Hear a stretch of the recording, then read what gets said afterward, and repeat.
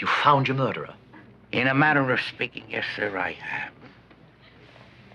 And I certainly have you to thank. Whatever for?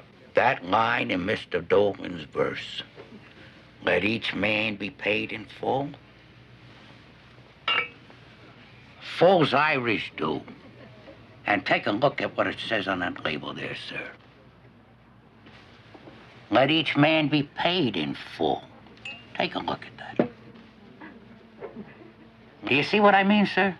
Both lines are identical. Let each man be paid in full.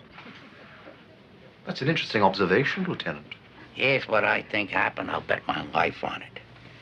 Mr. Pauly and the killer, they were negotiating a deal. Arms for Northern Ireland. Yes, we discussed that possibility.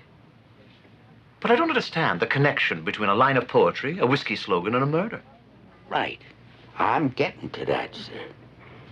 Remember the whiskey bottle in Mr. Pauly's hotel room?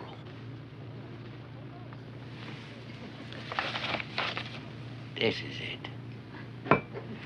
Remember how we couldn't figure out how a bottle could fall in one place and end up in another place right next to Mr. Pauly's body?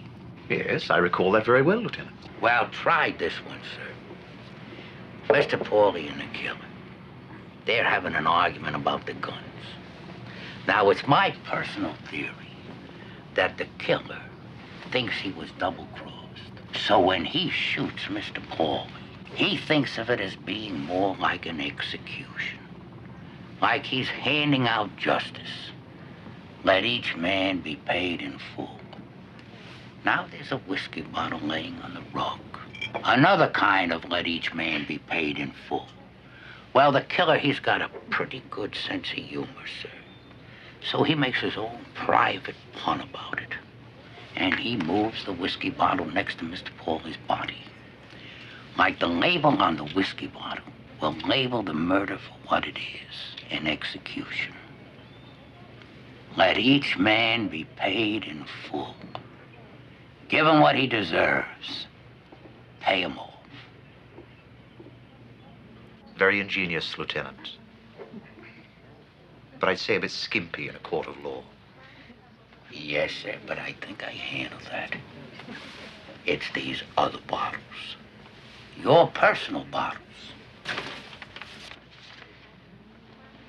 This one is from the Irish pub.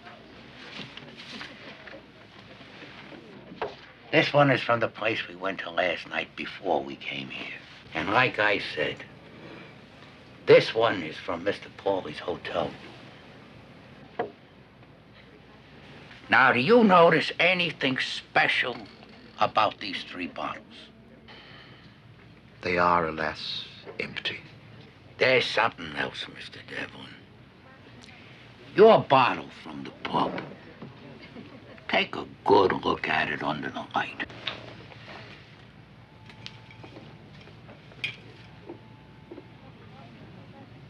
You have me in a state of wild suspense, Lieutenant. Please go on. It's these scratches, sir. You see these tiny scratches? They're on all the bottles. You see, the killer, he had that habit. He would make a mark on the bottle, and that would set how much he was going to drink in any one sitting. Like on this bottle, sir. This is a full bottle, like the one that was in Mr. Pauly's hotel room before it got knocked off the desk.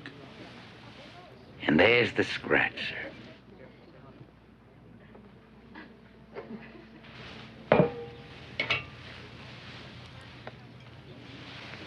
And there's the scratch on Mr. Pauly's bottle. All the same scratches.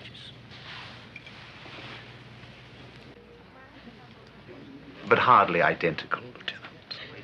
Oh, yes, sir. Absolutely identical.